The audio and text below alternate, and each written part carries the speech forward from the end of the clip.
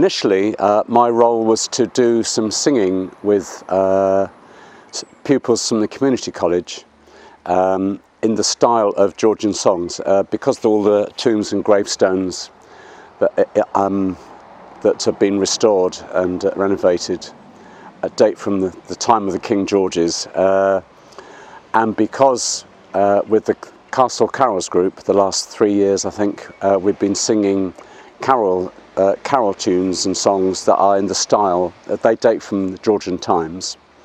One of our members suggested that those sorts of songs would fit these sorts of tombs perfectly, and so I was going to do some singing with the community college students as part of their enrichment program, where they do something out of the normal curriculum on Friday afternoons. So I started doing that, and then the COVID crisis crashed in and that all came to an end. So instead I got a group together from the local carol singing bunch, Castle Carols, and we've been singing occasionally live together and mostly online, with songs that, one or two songs from the time, Georgian times. So we did a round from Georgian times, a kind of old glee song, harmony singing. Harmony songs were called glees, and I did a funeral hymn by the local church musician from the early 1800s called Thomas Owens. So it could possibly have been sung as these people were being entombed, possibly. And then I wrote some other songs because the people in the tombs weren't actually that interesting to write about.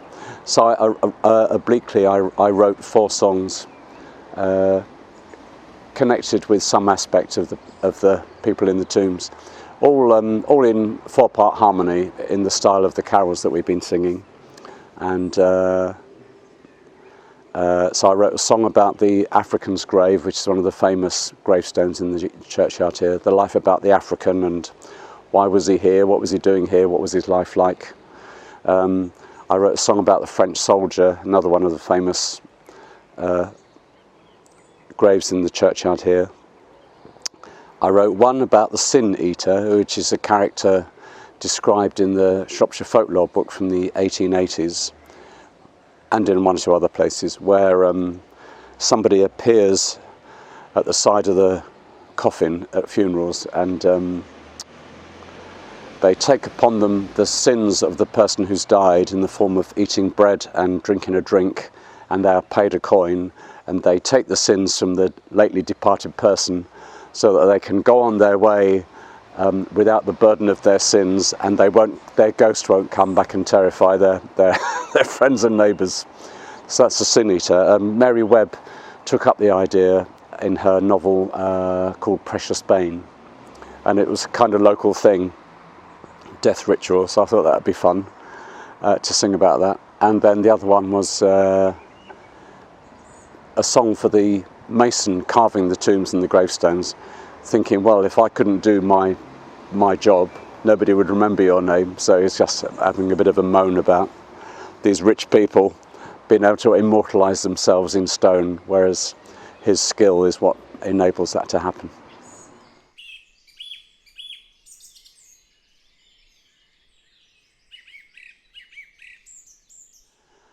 It's something that had never crossed my mind before this came up. I'd no idea that the churchyard here, where we are now, is so full of tombs, unusually high number of tombs as opposed to gravestones, and many of them quite unusual and distinctive.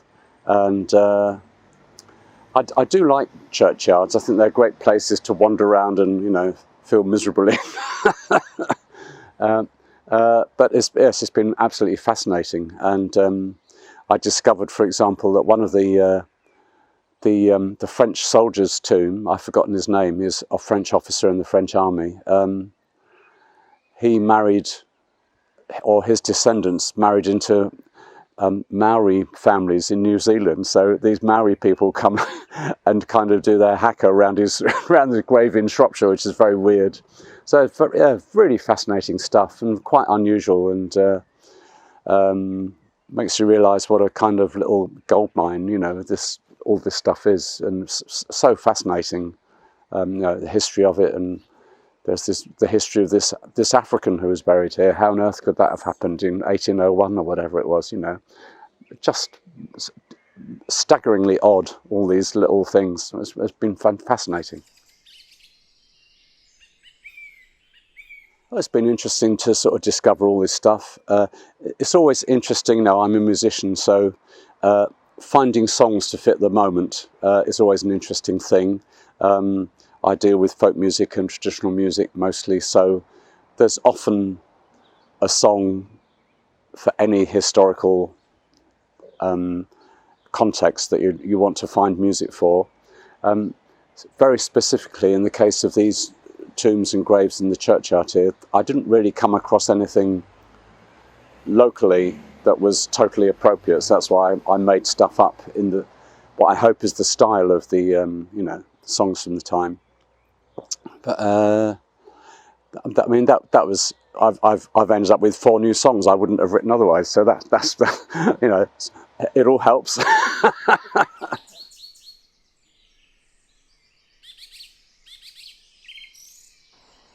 Terrifying to start with. A year ago, none of us had heard of Zoom or any of these platforms. Luckily, somebody in the carol singing group had devoted themselves to getting on top of all the technology. So he was able to organise everything so that we could sing together on Zoom online.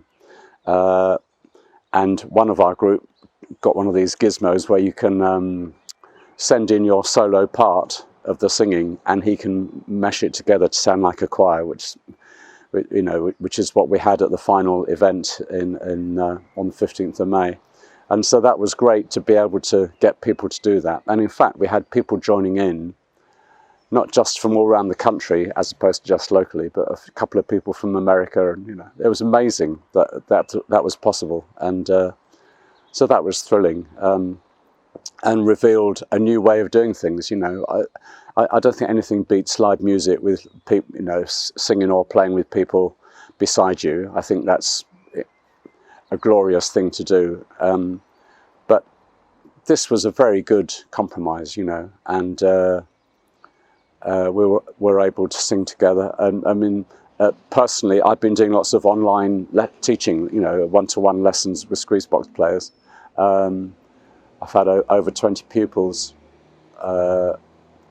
from doing nothing for a few months when lockdown started. I'm now being rushed off my feet, rushed off my feet, sitting down doing nothing at home, which is fantastic. And a few online gigs.